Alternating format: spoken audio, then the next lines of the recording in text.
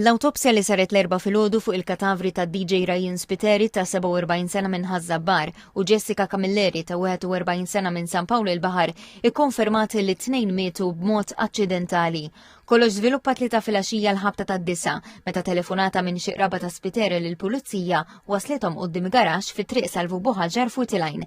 Hemmhekk il-pulizija bl-għajnuna tal-ħaddiema tal-Protezzjoni Ċivili irnexxilhom jiftu l-garaxx u sabu xena makabra, raġel u mara f'karozza mitlufin minn sensjom. Minnu fih bdiet ħidma biex il-karozza tinħareġ il-barra mill-garaxx u sjaħti mediku mill-isptar Mater Dei.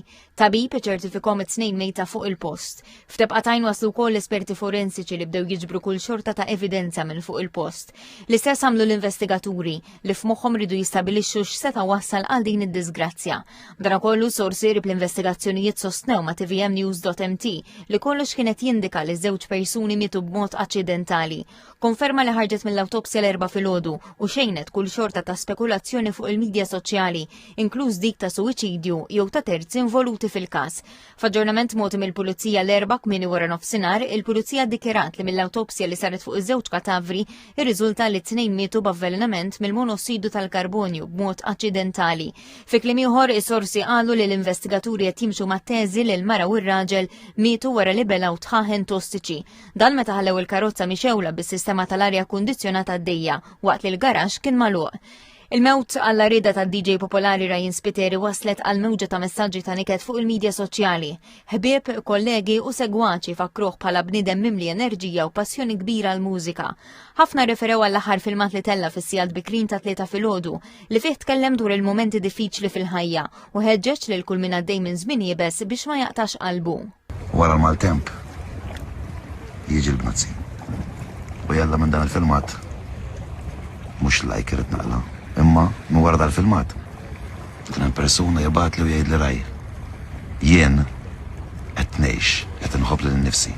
Reazzjoni wkoll mill-Prim Ministru Robert Abela li sellem il-memorja taż-żewġ vittmi. Dr. Abela qal li Ryan ma kienx biss DJ li jferraħ lil ħafna nies, imma wkoll persuna mimlija umilta u enerġija. Wara l-fema li din it-traġedja għandha tfakkarna wkoll fi responsabilità li għandna fl-użu ta' kliemna, b'mod speċjali fuq il-medja soċjali.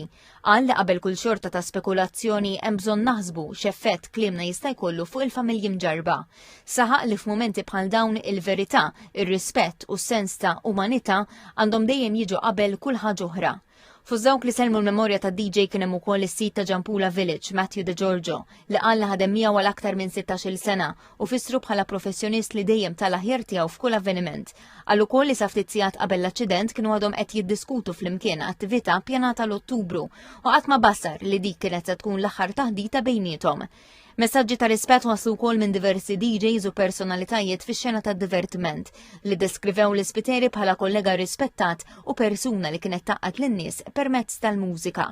Bossadiet mużikali selmu l-memorja tiegħu. L-Aqda Madonna tal-Grazzja banda San Mikel Zabbar qalet li Ryan kien sostenitur tal-Aqda u fakret il-momenti sbieħ li kellhom flimkien waqt il-marċi tal-festa ta' Ħażabbar.